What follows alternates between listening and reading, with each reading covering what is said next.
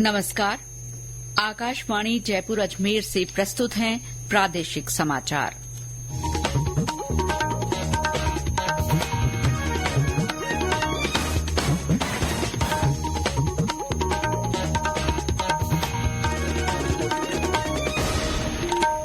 मुख्य समाचार।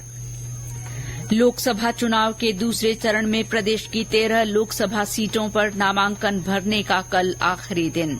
अब तक 91 उम्मीदवारों ने पर्चे भरे।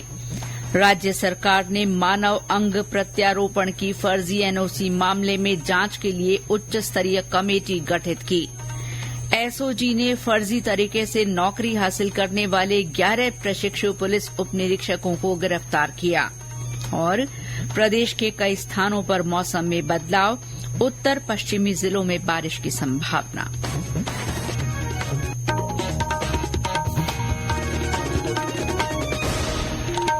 समाचारों के साथ मैं शीला चावला। और अब समाचार विस्तार से। लोकसभा चुनाव के दूसरे चरण में प्रदेश की 13 लोकसभा सीटों पर नामांकन भरने का कल आखिरी दिन है।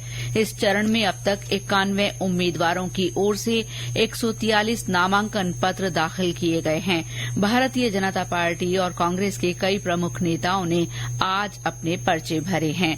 आज भीलवाड़ा से कांग्रेस प्रत्याशी डॉ सीपी जोशी ने नामांकन दाखिल किया। उनके समर्थन में पूर्व मुख्यमंत्री अशोक गहलोत, पार्टी प्रदेश अध्यक्ष गोविंद सिंह डोटासरा और नेता प्रतिपक्ष टीकाराम जूली ने नामांकन सभा को संबोधित किया। बाड़मेर से कांग्रेस के उम्मीदाराम ने भी नामांकन प्रस्तुत किया। इस दौरान पूर्व उप मुख्यमंत्री सचिन पायलट सहित पार्टी के अन्य नेता मौजूद रहे। टोंक सवाई माधोपुर से कांग्रेस के हरीश मीणा ने नामजदगी का पर्चा भरा। वहीं भाजपा के ओम बिरला ने आज कोटा से नामांकन पत्र दाखिल किया। जालौर संसदीय क्षेत्र से भाजपा प्रत्याशी लुम्बाराम चौधरी ने नामांकन दाखिल किया। पाली लोकसभा क्षेत्र से भाजपा के पीपी चौधरी के नामांकन के मौके पर भाजपा प्रदेश सह प्रभारी विजया राहटकर, कैबिनेट मंत्री राज्यवर्धन सिंह राठौड़ और पूर्व प्रदेश अध्यक्ष सतीश पूनिया ने जनसभा की। चित्तौड़गढ़ सीट से आज बहुजन समाज पार्टी के राधेश्याम ने नामांकन पत्र भरा।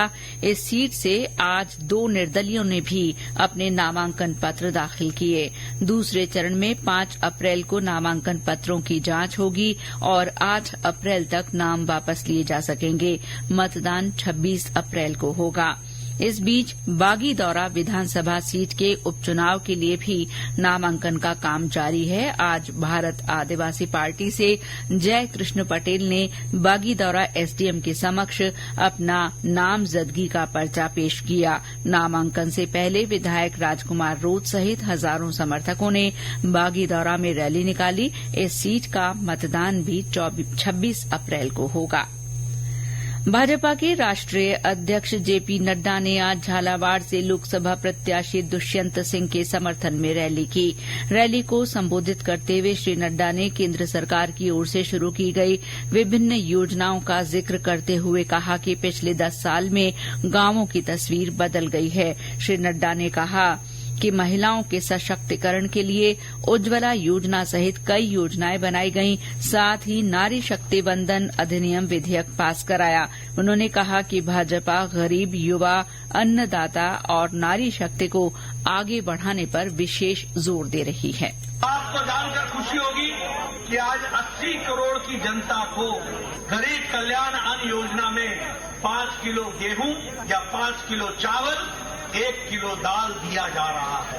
आज स्टैंड अप योजना में लगभग 2 लाख दलित भाइयों ने लाभ उठाया है। और अगर मैं महिलाओं की बात करूं तो उज्ज्वला योजना, उजाला योजना, सौभाग्य योजना, सुलभ शौचालय योजना, ये सारी योजनाओं ने महिलाओं को सशक्तिकरण देने का काम किया है।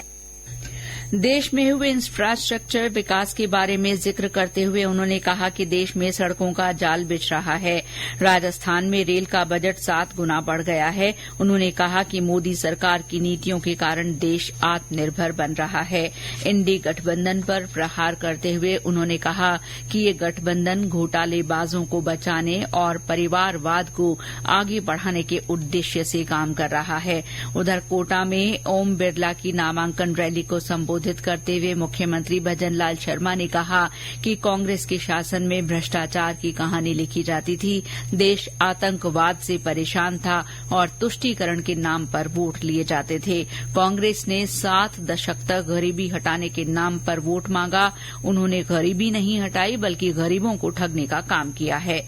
कांग्रेस प्रत्याशी के समर्थन में बाड़मेर में सभा करते हुए पूर्व उप मुख्यमंत्री सचिन पायलट ने कहा कि भाजपा ने अपने वायदे पूरे नहीं किए, केवल प्रचार किया है। देश में जो सरकार 10 साल से चल रही है उसकी रिपोर्ट कार्ड जनता देखने वाली है। आपने किसानों के साथ, नौजवानों के साथ, महिलाओं के साथ जो आपने वादे किए थे वो सब धराशायी हो गए हैं और 10 साल में सिर्फ टकराव की राजनीति हुई है। प्रतिशोध की भावना से काम किया, बदले की भावना से काम किया, विपक्ष को कुचलने का काम कर रहे हैं, कांग्रेस पार्टी के खातों को सीज कर रहे हैं और ये चाहते हैं कि विपक्ष बिल्कुल समाप्त हो जाए। ये लोकतंत्र के लिए शुभ संकेत नहीं है। इसलिए ये चुनाव संवैधानिक संस्थाओं का संरक्षण करने का चुनाव है। ये चुनाव देश में बदलाव का चुनाव है। ये चुनाव अहंकार को खत्म करने का चुनाव है।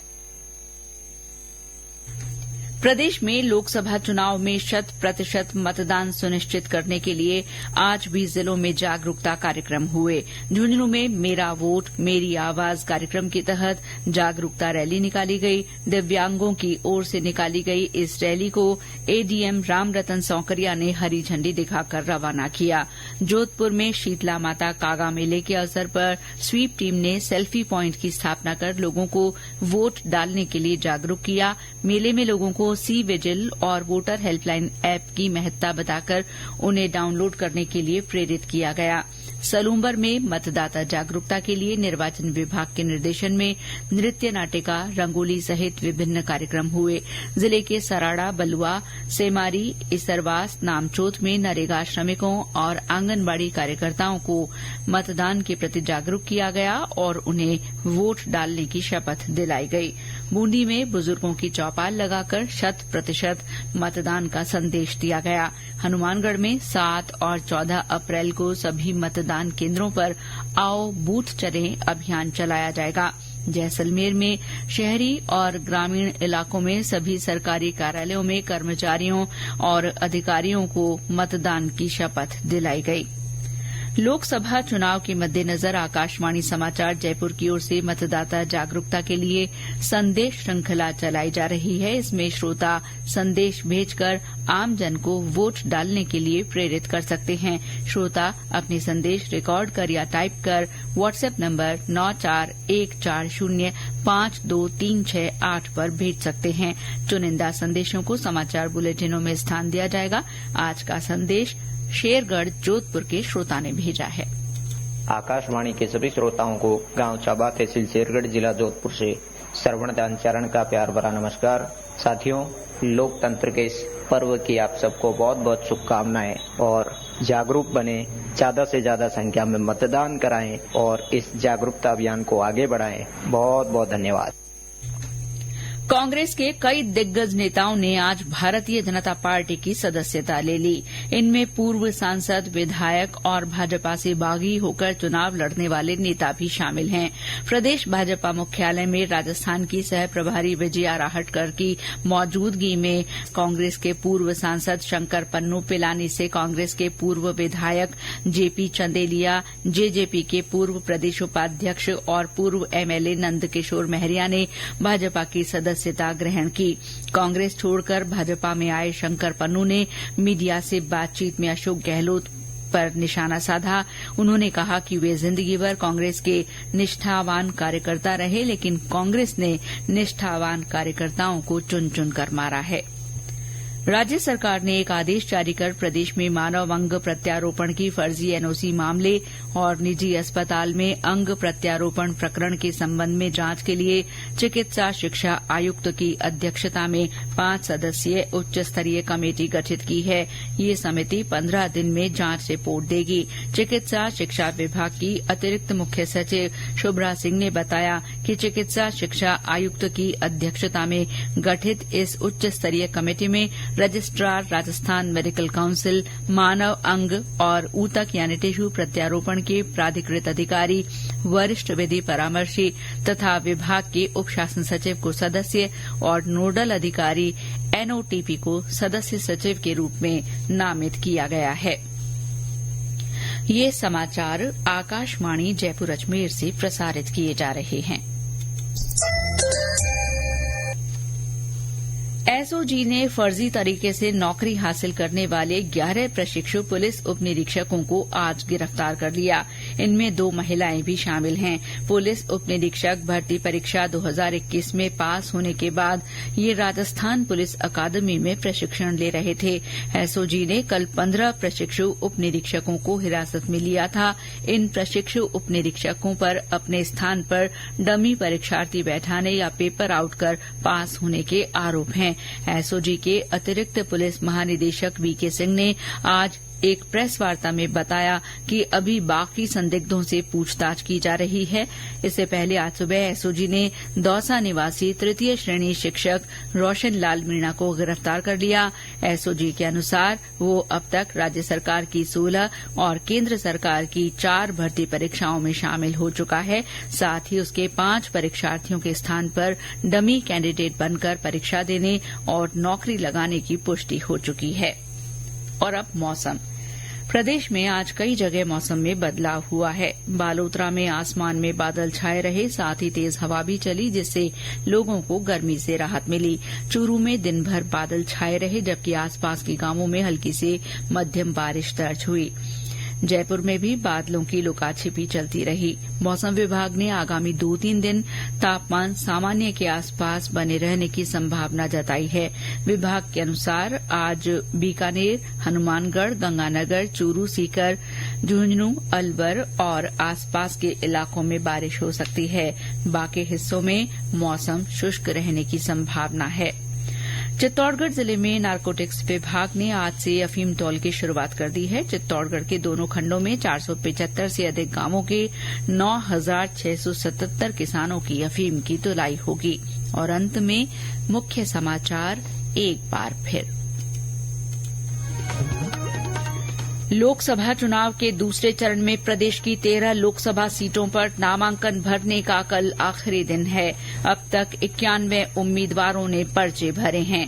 राज्य सरकार ने मानव अंग प्रत्यारोपण की फर्जी एनओसी मामले में जांच के लिए उच्च स्तरीय कमेटी गठित की है। एसओजी ने फर्जी तरीके से नौकरी हासिल करने वाले 11 प्रशिक्षु पुलिस उप निरीक्षकों को गिरफ्तार कर लिया है। और प्रदेश के कई स्थानों पर मौसम में बदलाव आया है। राज्य के कुछ उत्तर पश्चिमी जिलों में बारिश की संभावना है। इसके साथ ही प्रादेशिक समाचार बुलेटिन समाप्त हुआ। नमस्कार।